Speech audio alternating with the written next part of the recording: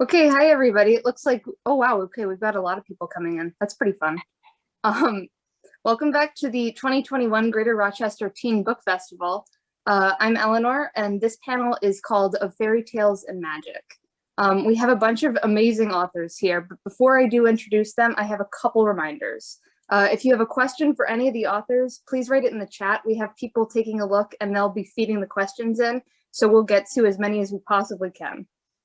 Please remain muted for the whole session, just so that we can make sure that we have as much time as we can on the authors themselves. And I do want to point out that the session is being recorded, just so that everybody's clear. So the first of our authors here is Bruce Coville. He's an amazingly prolific Syracuse native who has published over 100 books for kids and young adults over the past 40 years. Next, we have Trung Nguyen, a breakout graphic novelist whose debut work, The Magic Fish, was just released in October 2020. It's gorgeous. I was flipping through it a few minutes ago and I was amazed. It's gorgeous. He was born in the Philippines and now works out of Minnesota. And last but not least, we have Kate Milford, the New York Times bestselling author of the Green Glass House series, which also looks amazing. She is from Maryland and currently lives in Brooklyn. Bruce, sorry I didn't give a shout out to any of your books in particular. There were so many. Kate's holding up the new one, so Kate's showing it. Yeah, sorry, I got all excited and I forgot I was going to do that. Sorry. And that looks good too. Oh man, now my reading book list is full of stuff. So we do have a couple questions just to start out before we get anything from the chat. One of the most interesting ones that I thought we could start off with was, what's your favorite fairy tale? Oh man.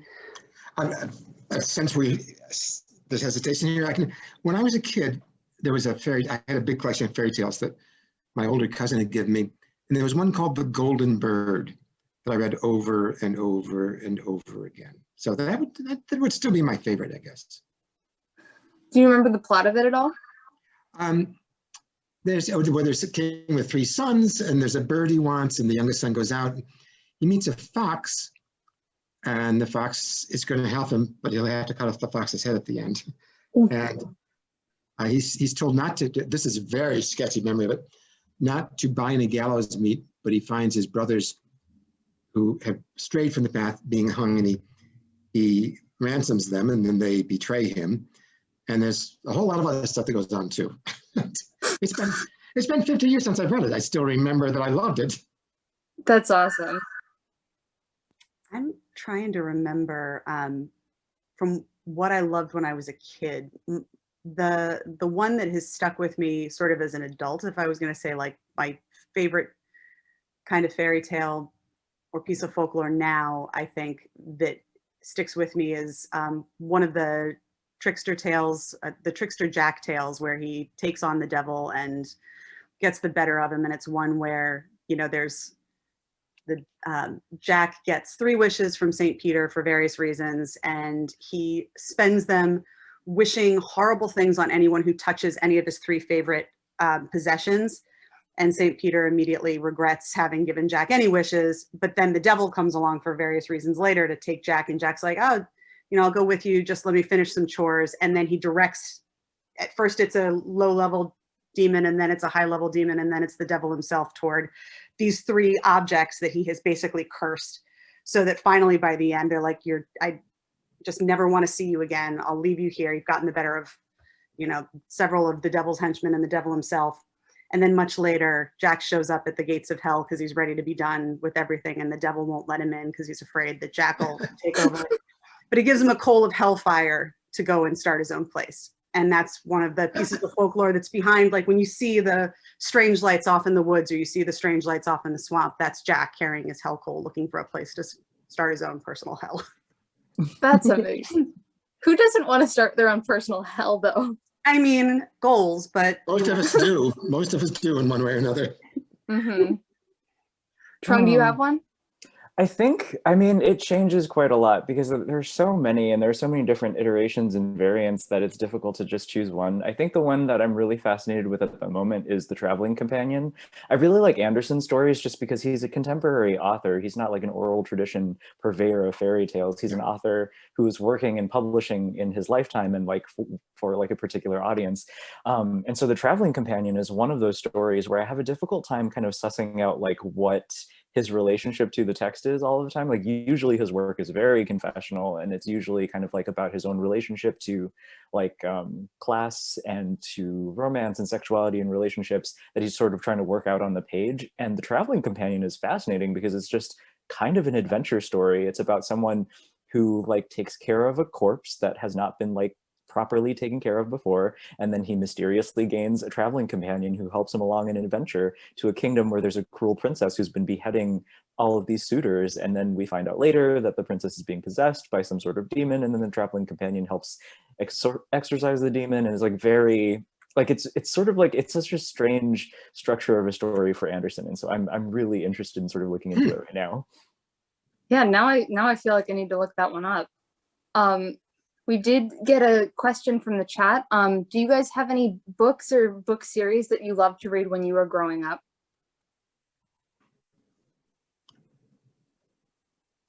I loved, they're passé now, and a couple of them are questionable in taste, but I loved the Dr. Dolittle books. I lived in those for a number of years when I was about the middle grade, or the third, fourth, fifth grade age. And then when I hit adolescence, I discovered Edgar Rice Burroughs, creator of Tarzan, but his great creation, although Tarzan gets all the spotlight, was John Carter of Mars, which I just devoured and loved and read over and over again. Oh, I'm opening tabs to everything you guys mentioned just so I can remember to go back to it at some point. Which means that my tabs are now a mess because of you guys. Thank you very much. Burroughs was a terrible writer in terms of the quality of his prose, but he was a brilliant world builder. A lot of what you see in science fiction films now comes from him. He was one of the founders of a certain kind of science fantasy adventure. One reason the film didn't do as well as it might have is because it looked old, because people had been copying his stuff on film for 40 or 50 years before they got around to making the John Carter movie. So what had been fresh when Burroughs wrote it had been plucked up and used by other filmmakers. Mm-hmm. I lived in the Susan Cooper's The Dark is Rising series for years. And I still reread them now and then. And that was the first series I finished and felt like I had felt bereft when I finished the last book. Like just that something that I had loved so much had come to an end. And yes, I could go back, but there's something about that first reading of something and to know that that series was done. And I can picture the house I grew up in. I can picture the blue carpet on the floor of the living room and the chair I was sitting next to looking out the window. And I can remember just crying that those books were over. That and The West End Game was the other one that were my go-tos, just constantly reading and rereading those. Wonderful stuff. I was an adult by the time those came out, so I couldn't use those for the question, but great stuff. That's good stuff. What about you, Trung? I'm trying to think, and I don't think I can choose just like a series, so I'm going to cheat a little bit and go through them as quickly as I can. But like, so I start with the Prydain Chronicles by Lloyd Alexander. Yeah. I loved those as a kid, and it was so different from a lot of like fantasy stories because it tended not to, like, it was about like kingdoms and about like magic and all of that, but it was kind of more about like how do you become a compassionate leader. And so that's kind of something that's sort of really stuck with me because a lot of the adult fantasies that I consumed tended to be about like power struggles and like kind of like overarching politicking and like, you know, thrilling fights. And the Prydain Chronicles tended to be so kind of like very quiet. It had the trappings of all of the same sort of like harrowing fantasy adventure thrills that you would get, but it was kind of more about the character developments and the relationships that they have to each other and to the spaces where they found themselves in. So I loved those as a kid. The Narnia Chronicles were something like, they were sort of a must read for me as a kid because I grew up in parochial school for my entire life. And so Christian apologia became became kind of a bedrock of a lot of the ways that I consume and like reflect through fantasies. But then I also got into the His Dark Material series when I was in middle school as well. And so that kind of like reaction to C.S. Lewis's Christian Apologia and sort of a modern critique of that work was really fascinating to me to see. And that also kind of dovetails really neatly into my interest in fairy tales because Philip Pullman has a lot to say about fairy tales, and he did a really beautiful collection of Grimm stories and kind of annotated them and added a little bit of additional commentary and context to them. And so just all of those things sort of syncretically really affects the way that I like to consume and tell stories.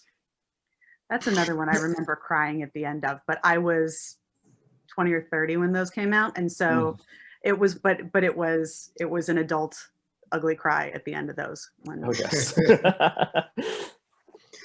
If I have a model for writing, it's when I was trying to learn to write, again, I was another generation ahead of you, so I was an adult when I read the Prydain books, but Lloyd Alexander was really my model for how a kid's fantasy book should be put together. What he did with humor and sidekicks and really tough moral choices and vivid characterization. I think those books are practically perfect. I just adore them. Best year I had as a teacher, teaching a gifted group of fourth graders, and I conned the district into buying a classroom set of those, and we threw away the reading book. And that was our reading material for the year. We read straight through all 5 volumes in my reading group I was teaching. That sounds like fun. It really does.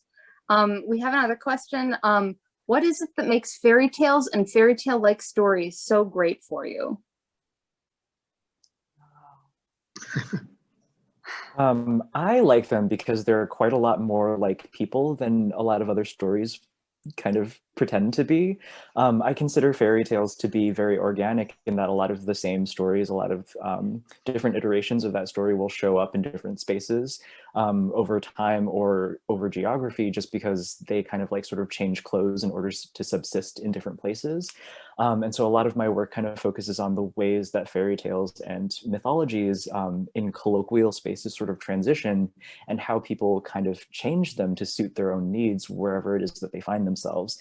And so fairy tales are this wonderful vehicle for finding out more about the storyteller, because the contents of the story, like, they are particular and they do change, but the important thing is that you're having this experience with another person. It's such a pure form of storytelling that it really does encourage you to connect with the storyteller as a person, as someone whose priorities kind of inform the way that they are presenting this familiar story to you. It's very special that way, I think. There's a line, and I misquoted it on Twitter the first time I used it, Trung, but it was when I was reading The Magic Fish, like it popped out among all of these other wonderful discussions of the tales you were using and how they changed based on the teller. But there's a character who says to another at one point when she's telling a story, like, and someone says, is that really how it ends, or is that how it happened? And she says, it's just a story, it'll change when it has to. And that, to me, like, I will never not think of that line, because that sort of gets at the heart of, you know, we think of fairy tales so often now as, I mean, it's entertainment. They're beautiful, they're entertaining. We love the familiarity of some of them and all of the reasons that we come back, but they have functions, they do work, they are stories that have jobs. And this is true across different types of folklore too. I had to do some research into riddles for Raconteur's Commonplace book, which are we think riddles, like it's, figure out the punchline, but they are a form of folklore, and they are a form of folklore that had a specific job, for a long time. Like, so all of these different things, they do work. And sometimes the most fascinating thing about them is the way a single story can change to do all of that work. And I thought it was really fascinating what you were saying about the traveling companion, that it's hard to drill down and figure out what work that story was doing for Anderson, because so often you can see what the function was, but for some you can't. And that's half the beauty of it, is figuring out, like, what was the context, what was the warning, or what was the lesson, or just what does this tell us about the world in which that specific instance of that fairy tale exists. And that's one of the things that I love about all types of folklore. So gorgeous answers. Part of it is they've passed through so many hands and through so many mouths.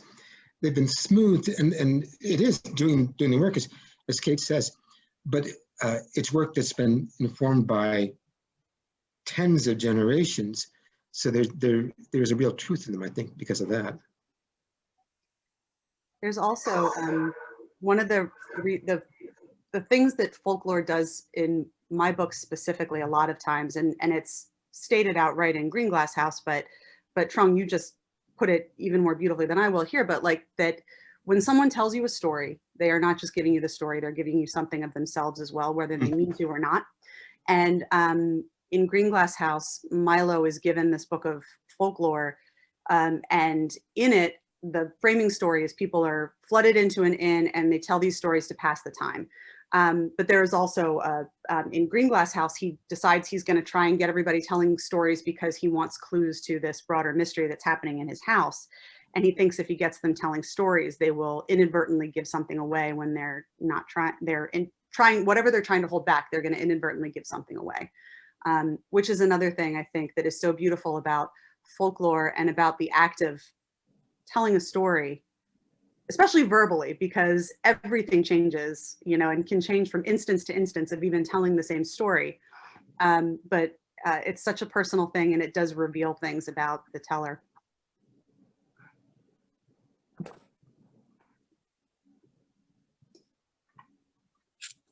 Those are perfect answers to those questions, honestly. Especially, like, I love the concept of stories doing work, like emotionally for people when they're reading them. It ties into another one of the questions that we had about escapism and how you feel about the use of escapism in fantasy and fairy tales, to like whether it's a good thing or a bad thing. It's been a controversial-ish topic for decades and decades. C.S. Lewis actually talked about it quite a lot. There's a conversation between Lewis and Tolkien, and I can never remember who is the questioner, who's the answer. But they were talking about that issue of because they were writing fantasy and academics, there was that curse of the escapist. And I think it was Tolkien who posed the question and said, who is the most concerned with escape? And the answer is jailers. And it's the jailers of the human spirit that have a problem with escapist literature.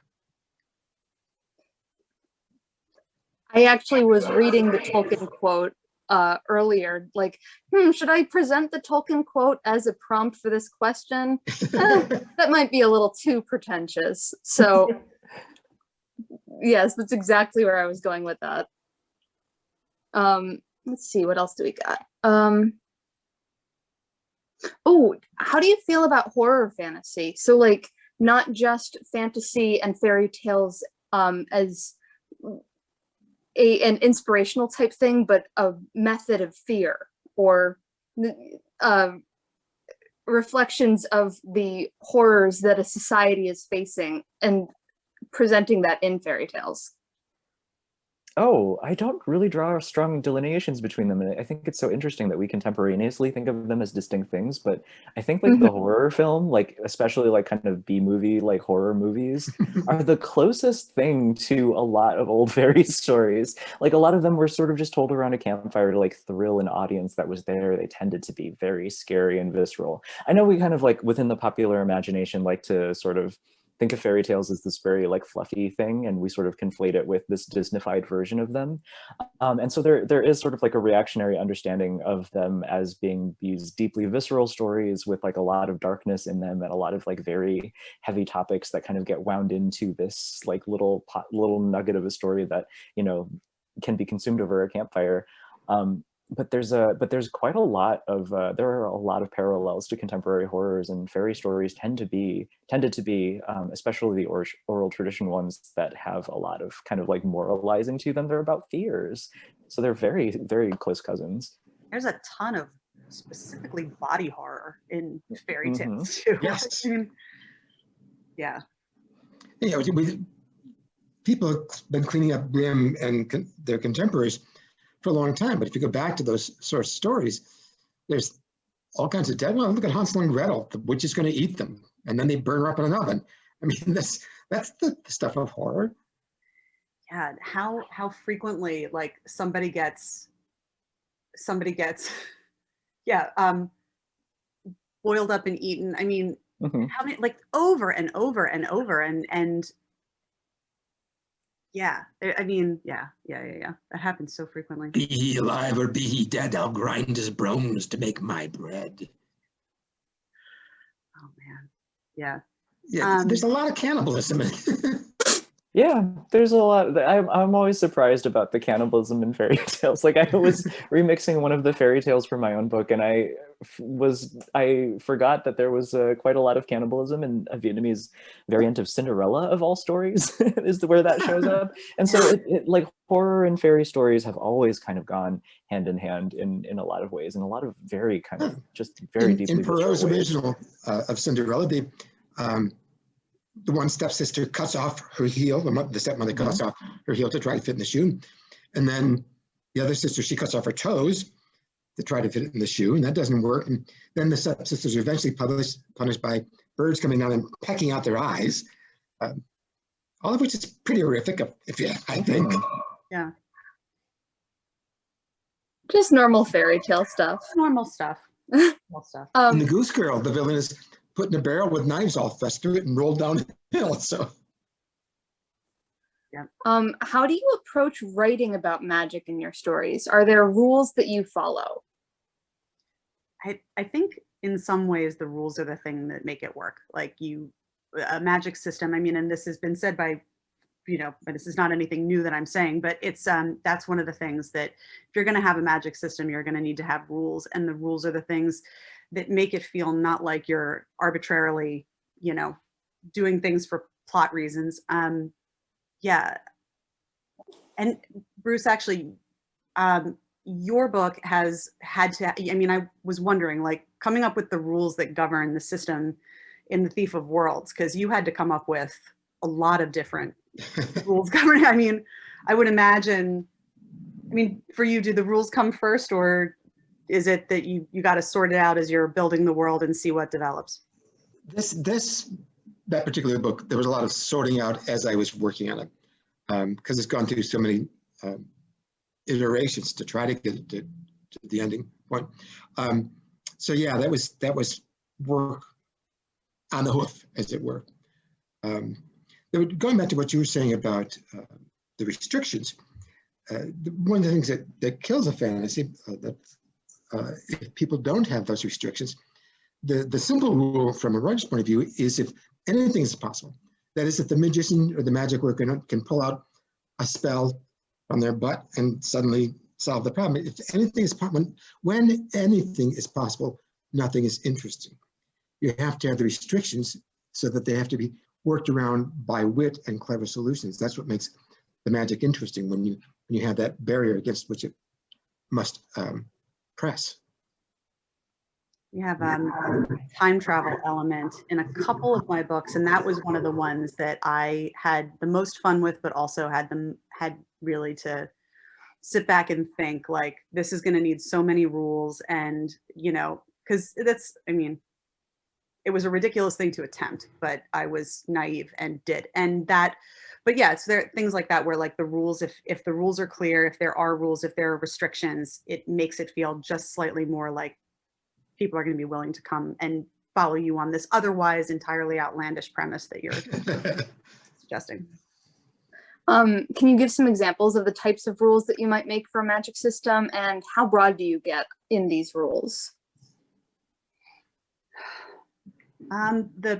The first rule that I had for the character who uses time, just as sort of a single example, is that the act of doing the calculations, it's a mathematical system. He uses a form of trigonometry, calls it chronometrical trigonometry, to do the calculations for this. But he says that doing the calculations on their own has an effect, and even by doing the math, you begin to affect everything. And so when he does these calculations, it's incredibly time consuming, and he's not someone who can just, like, turn a dial and we go there. It takes him hours to do the calculations to do it. And so in the course of writing about this character over 3 different books, I think I've seen him actually use it all of, like, 4 or 5 times. Because I wanted it to be, like, heavily restrictive, and that there were consequences, like just doing the calculations have consequences. And so it would be this, and then, there's a million other rules, but that was my first one, is that even thinking about doing it, you're already starting to alter outcomes. That's a really extremely good example and an interesting way to do it. I love the thought of like just the calculations themselves. They're already changing things. The best way to do magic is when there's a heavy cost for it, I think. Yeah, when you said consequences, I was, yeah, right there. Some magic, there's some things, like with unicorns, there's a body of lore. With magic, there's certain things, some are probably from the British Isles, but that, for example, the magical creatures, the Fae, can't touch cold iron, or there are certain magical creatures that can't cross running water. And those have, because they appear in so many stories, they have a certain power just because of the oldness of them, and they make sense to people because they've heard them in other places. Exactly. Can I ask a sort of corollary to this question? Because I was sort of thinking about consequences. It's not just using magic, but I think in all of our books, in some sense, not just using magic has consequences, but the act of telling a story to someone else has consequences. And I feel like that's been a guiding principle in some of my books, but I think it was so incredibly clear in The Magic Fish, like the extent to which the act of just telling these stories throughout has consequences for the characters in so many different ways. And I had my little list of questions that I wanted to ask you guys. And if you don't mind, Trung, I would love to hear you talk a little bit about that. If that's not too wildly broad a question to throw at you, but I just reading that. Not at all. Let me try to answer this in a way that will kind of orbit around the core of the question of magic systems too, because my book is not explicitly a fantasy book. It's sort of a framed story within a story where the characters tell each other fairy tales. And so there's not a magic system where I have to consider like consequences and sacrifice in order to make magic happen. So there aren't any rules about that, but the ways that the characters tell each other stories has a lot to do with the tension between the popular imagination and the purpose of the story, since the characters are trying to communicate specific things about themselves to each other.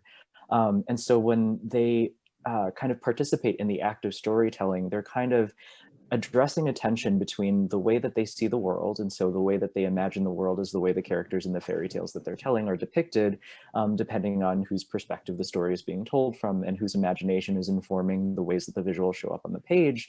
And so they're kind of like negotiating the popular imagination and their own biases in their imagination and trying to kind of bridge those gaps in those ways. And so a lot of the limitations that come up within sort of just the magic of storytelling is about like, this is how I see the world and I need the story to connect with another person. What are the limitations that I have to overcome in order to get this point across, to get the core nugget of this broader story across to another person that I care about?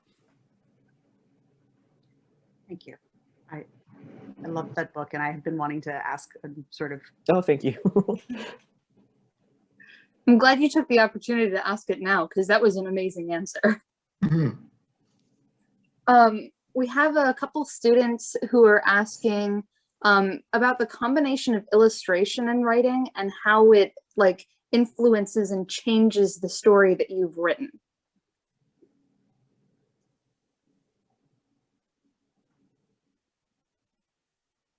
I'm guessing this for Trung mostly. I believe so, yeah. Oh, okay. Well, I'm trying to like figure out like exactly how I want to make this like, because this is definitely one of those questions that I have a lot of thoughts about, and I am afraid that if I start, I'll just continue to ramble. So let me see if I can come up with like a particular thesis about it.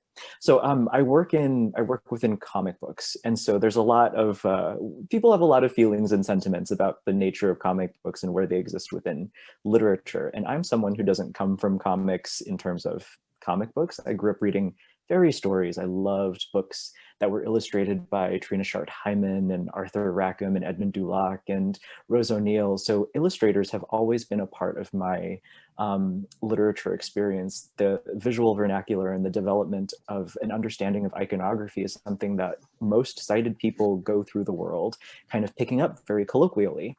And when you kind of pair images with text, there are different relationships that happen depending on the context of the book that you're making, or even just any kind of the media that you're producing. So if you're making an illustrated novel or an illustrated book of some kind, the relationship between the text and the illustrations is that they are separate, but they are supplemental.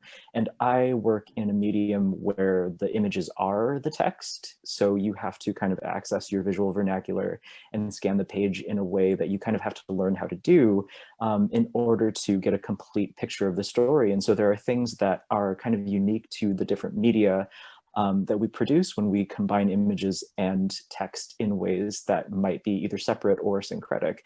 And with comic books, it's always a syncretic experience where you have to think about things like orthography of images is something that I think about a lot. Like so orthography is just a fancy word for like the proper spelling and kind of grammar of a thing. So like having a unified set of rules in order to allow the reader to kind of understand with a certain level of consistency what the author is trying to portray. And so when you're working within comic books and illustrated media, you have to consider your audience's visual orthography and how to make something consistent enough that they can follow along and also interpret for themselves. And so there's just this kind of interesting tension between people who kind of think of images as supplementary versus people who have kind of absorbed the notion that images can be in and of itself part of the text and part of the like textual experience when you're reading an image in a comic book. Yeah, so there's a very long response, but I hope that kind of got to the point of where people are of that question, I suppose. It sounded to me like you were definitely like right in the thick of exactly what you were trying to say. It was interesting. Yes, it's a very complicated question, and a lot of people feel different ways about it. So that's kind of exactly where I fall on it. And with Trung, you're doing your own art. Yes, yeah. See, now the first two books I published were literally fairy tales. They were written in fairy tale format.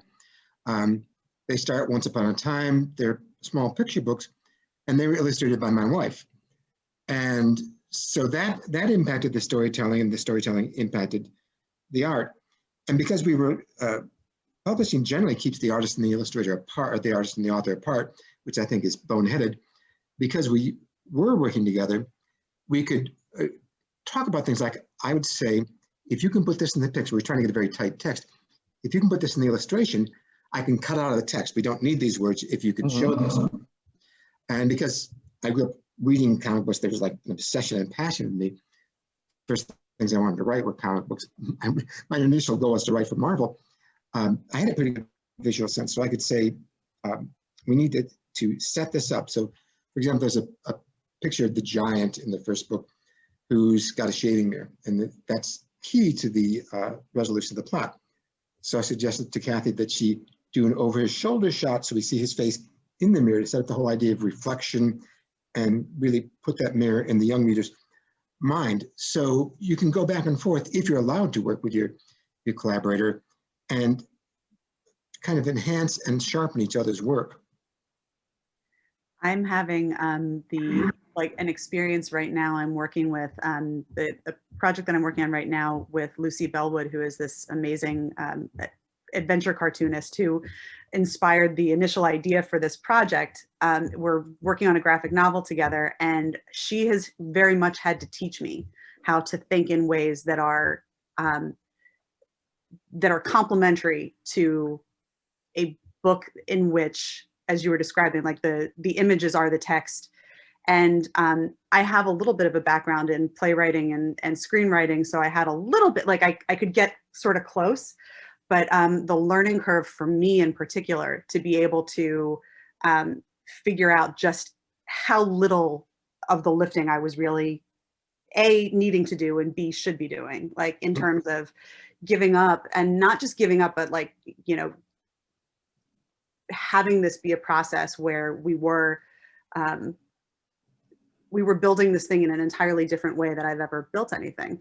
And it has been the most amazing and satisfying and challenging thing. But yeah, that's, to me, it has taught me how little I understood, even through all of the reading that I've done, how little I understood images as text in the way that I am maybe beginning to just get a glimpse of now. And she's been an amazing teacher. She has been so patient with me. Oh my God. And I've learned so much, but I love Lucy Belwood's work so much. So I'm sure she's a fantastic teacher in that process. And actually the process that Bruce described is pretty much exactly how like I have to do things for myself too. So like I both draw and I write, and I assumed that that meant that I had a clear channel of communication and that I could just go forth and do the story. But no, my writer self and my artist self are two separate entities, and I have to negotiate between the two of them all of the time. And so even if I think I know how to communicate to myself visually, I think I know what's going on,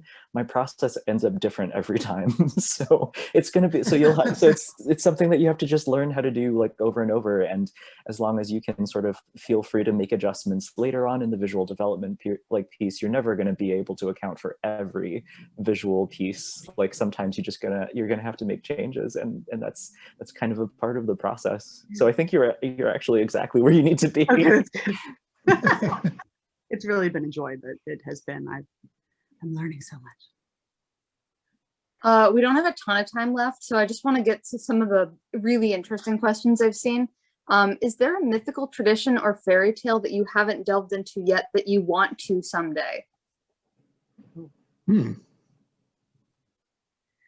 I had a good situation with Raconteur's Commonplace book because the novel includes 15 different stories told by 15 different tellers, and then a framing structure around the whole. So I had some of those stories set up in advance, and others as I was figuring out what stories needed to have like clues to the bigger mystery and things. I was also looking at like what forms of folklore have I not played with, and I was actually asking myself that same question. So hence the riddles. There's one that's a poem that I'm sure in Nag Speak somewhere there's traditional music for. So I got to like sit there and think like, what am I missing? Like I've got a trickster tale, I've got a couple fairy tales, I've got you know, a jack tale, I've got these different things. And so I don't know, because I got to play a little bit with some of them, but there is just such an incredible breadth of stuff out there. I know like tomorrow I'll be like, oh man, I should have included this kind of thing. So maybe I'll play with that another time. After 100 books, I've sort of worked my way through everything that I was really eager to get to. So, When do you think you ran out? Maybe 20 years ago? no. Prior to Thief of Worlds, I did a 3-book series called The Enchanted Files. And those books, particularly the first and the third, they focused on very specific fairy tale and magic traditions. The first book is about a brownie, very specific Scots magical creature. It's originally called The Diary of a Mad Brownie with Supporting Documents, which turned out to be a title that amused adults, and the publisher loved it, but probably the worst possible title for the book. It was wrong in 4 ways. The book tanked because this one, kids don't know what a brownie is. I thought we'd solve that by putting a picture of the brownie on the cover. The kid would hand me the book to sign. I'd say, and you know what a brownie is? And they say, yes, a little chocolate thing. I said, no, it's that right there is a brownie. They didn't know the meaning of mad as flight in the British sense. So the Diary of a Mad Brownie, some on an obscure 1960s drama, Diary of a Mad Housewife, which had the 10-year-olds rolling the aisles. And with supporting documents was a shot at the Common Core, but it just made it sound like work. So it's just the worst possible title. But it's very Scots, and I delved into and read Scottish folklore. And in the center of the book, there is a fairy tale that I created to explain a lot of what's going on in the story, the backstory for this brownie. And it's very consciously the best I could do to model exactly the rhythm and shape of a Scots fairy tale. The third book in the series is called Trolled. We switched to Cursed, Hatched, and Trolled, one-word titles. And Trolled is very much set in the Northern European Norse magical world. And again, I read all of Asbjornsen and Moe and some of the other great collectors of the Nordic fairy tales. and did a pastiche, trying as best I could to make a story that sounded exactly as if it had come from that particular tradition with the tricks and rhetoric of those things. That was really great fun. No, I hadn't run out. I hadn't run out 20 years ago. I hadn't run out. Maybe now I have, but.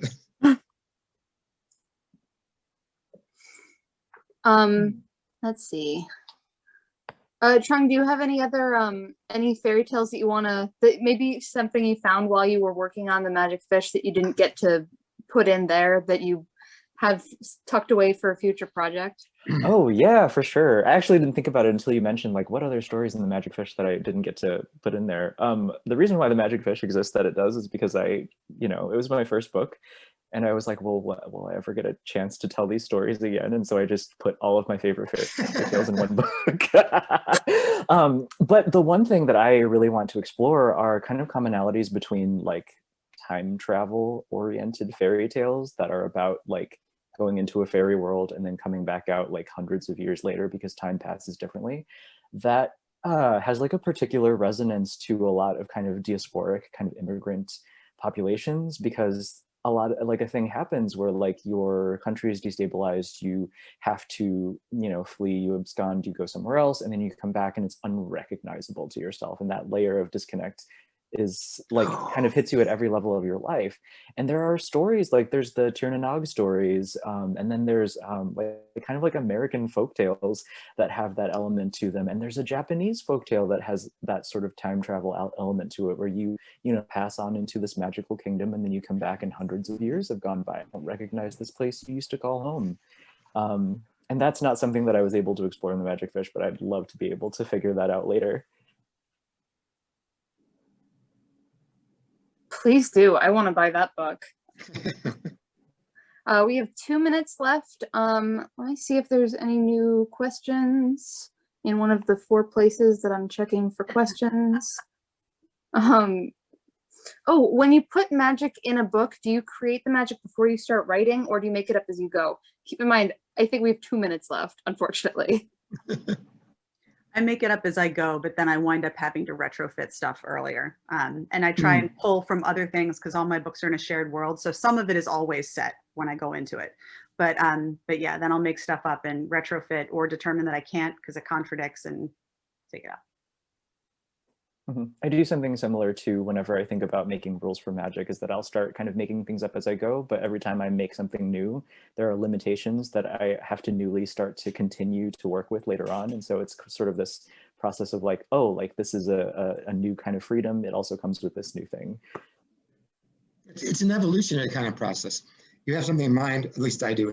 I think that's what Kate and Trung are saying too, is that you have something in mind when you start, and then as you work on the story, you sharpen and intensify and pair and get rid of and build up. It's very evolutionary.